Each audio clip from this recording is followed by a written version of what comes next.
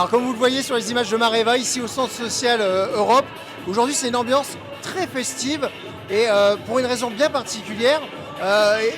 Pour m'en parler, je suis accompagné d'Amélie, de Franck, de Laureline et Marlon, et on va parler un petit peu du pourquoi on est là aujourd'hui. Amélie, vous représentez, tiens, c'est marqué dessus, Service civique Solidarité Senior. On rappelle très brièvement ce que c'est, ce dispositif. Eh bien, très brièvement, au-delà d'une association, on va parler d'une mobilisation nationale. L'idée, c'est d'être l'intermédiaire entre des structures comme Claisance et des jeunes comme Laureline et Marlon qui ont envie de se lancer dans le service civique auprès des personnes âgées. Donc une mission de 100% solidarité. Donc là, aujourd'hui, je disais un temps fort parce que Laureline et Marlon terminent leur mission de service civique. Franck, vous êtes un peu leur tuteur, c'est vous qui les avez un peu chaperonnés. Comment ça s'est passé, ce contact entre ces deux jeunes et des personnes isolées, des personnes seniors? Eh ben, ça s'est passé très bien et pour eux c'était une première expérience et pour nous aussi, puisque des services civiques au quartier Europe, c'est la première fois qu'on avait des jeunes comme ça auprès des seniors.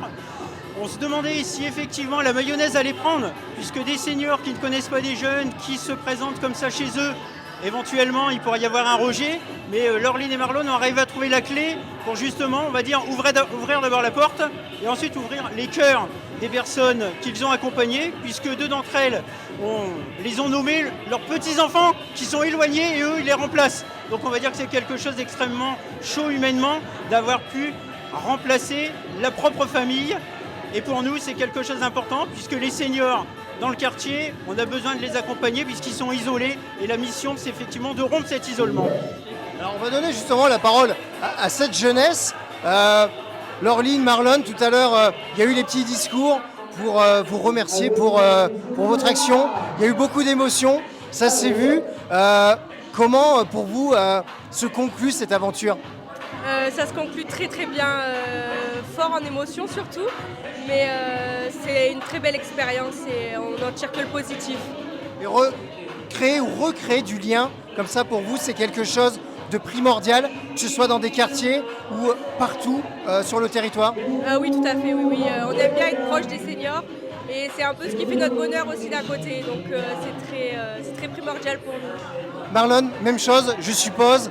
Vous êtes sorti un peu grandi de cette aventure et c'est une mission totalement accomplie en ce qui vous concerne.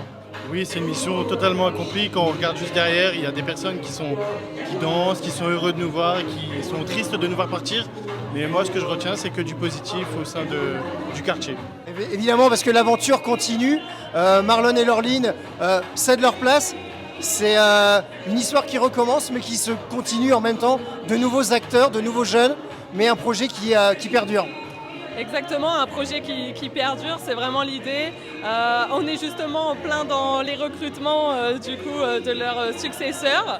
Alors évidemment, Marlon et Laureline ayant mis la barre très haut, eh bien, c'est à nous du coup là de repérer les prochains qui seront tout aussi motivés à l'idée d'accompagner vraiment ces seniors au quotidien. Merci de nous avoir accordé ces quelques instants. Et puis on va peut-être aller retourner sur la piste de danse. Allez, c'est parti. Alors Nicole, aujourd'hui c'est un peu jour de fête, mais on est peut-être un petit peu triste aussi parce que l'aventure s'arrête pour Marlon et Laureline. Ah oui, c'est bien dommage. C'est très dommage pour nous. Vous avez passé des bons moments en leur compagnie. Très beau moment. En plus, dès que j'ai ouvert ma porte et que je les ai vus, ils se sont expliqués et tout de suite j'ai dit oui. Tout de suite le lien s'est créé et la confiance était là. Oui, c'est vrai, tout à fait. Ils sont formidables, ils sont gentils, à l'attente, à l'écoute, tout. Si tout le monde était comme ça. C'était vraiment une expérience enrichissante, on l'a déjà dit tout à l'heure, mais ce lien que vous avez créé avec ces personnes, vous allez le conserver ?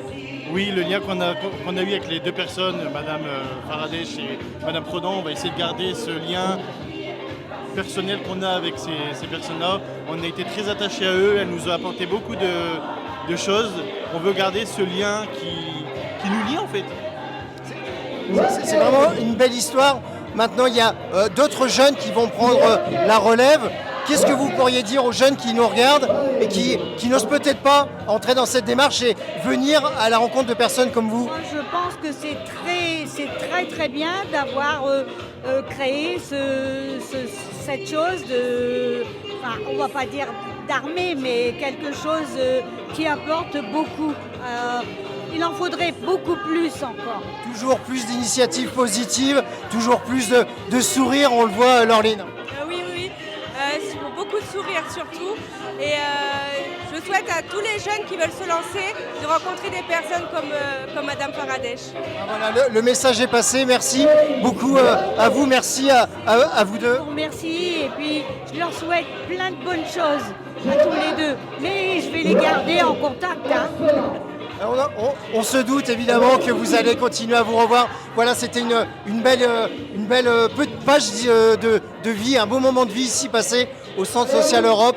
Et n'oubliez pas donc le dispositif civique Solidarité Senior, c'est très important.